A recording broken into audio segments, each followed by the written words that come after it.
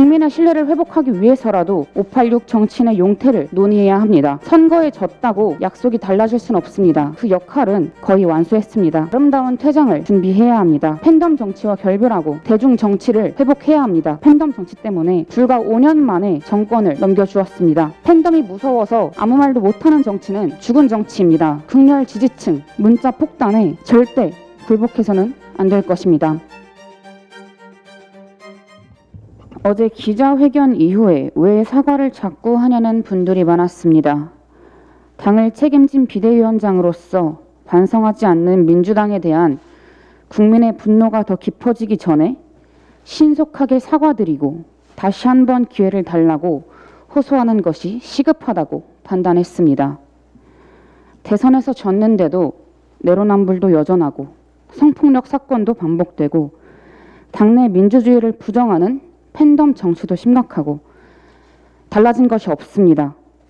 국민이 우리 민주당을 어떻게 보실지 걱정이 됐습니다. 국민의 신뢰를 회복하기 위해서라도 586 정치인의 용태를 논의해야 합니다.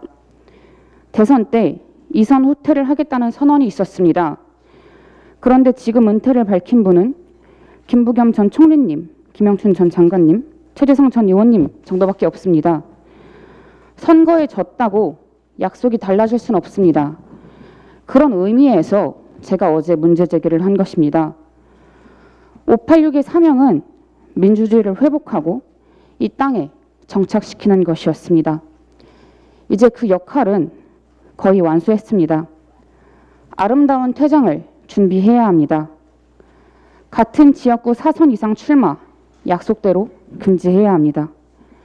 지금 지역에서 열심히 뛰고 계시는 우리 후보들께 드리는 말씀이 아닙니다. 2022년 대한민국의 정치는 586 정치인들이 상상도 하지 못했던 격차와 차별, 불평등을 극복하는 것이 목표입니다. 2030 청년들은 이 격차와 차별과 불평등의 최대 피해자이자 해결의 주체입니다. 586의 남은 역할은 이제 2030 청년들이 이런 이슈를 해결하고 더 젊은 민주당을 만들 수 있도록 길을 열어주는 것입니다. 우리 당은 팬덤 정치와 결별하고 대중 정치를 회복해야 합니다. 자신과 다른 견해를 인정하지 않는 잘못된 정치, 팬덤 정치 때문에 불과 5년 만에 정권을 넘겨주었습니다. 잘못된 내로남불을 강성 팬덤이 감쌌고 이 때문에 국민의 심판을 받았습니다. 잘못된 팬덤 정치 끊어내야 합니다. 검찰개혁 강행만이 살 길이다. 최강욱 의원 봐주자라는 식은 분명히 잘못된 것입니다. 팬덤이 무서워서 아무 말도 못하는 정치는 죽은 정치입니다. 민주당이 어떤 어려움이 있더라도 극렬 지지층, 문자 폭탄에 절대 굴복해서는 안 될 것입니다.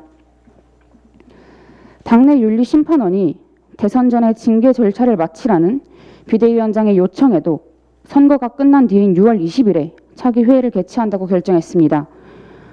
우리 당 소속 자치단체장들의 성폭력 사건으로 당이 그렇게 고통을 겪었는데도 또 이렇게 미루고 있습니다. 이제 제가 아니라 국민들이 용납하지 않을 것입니다. 비대위의 비상징계 권한을 발동해서라도 최강욱 의원의 징계 절차를 합당하고 조속하게 마무리하겠습니다. 우리 편의 잘못에 더 엄격한 민주당이 되어야 합니다. 온정주의와 결별하고 내로남불의 오명을 벗어야 합니다. 이 문제를 해결해야만이 민주당은 쇄신할 수 있습니다. 현재의 열세를 만회하려면 읍소 전략밖에 없습니다. 서울, 경기, 인천 시도지사와 선대위원장이 공동으로 반성과 성찰, 당 개혁과 쇄신 방안을 담은 대국민 사과문을 채택하고 국민 앞에 발표할 것을 제안합니다. 그동안 우리가 무엇을 잘못했는지 구체적으로 사과하고 지방선거 이후 당 쇄신에 대한 대국민 서약을 해야 합니다. 단지 지방선거 승만 아니라 우리 당과 우리 정치의 변화를 위해 우리 대한민국을 위해 꼭 필요한 일일 것입니다. 이상입니다.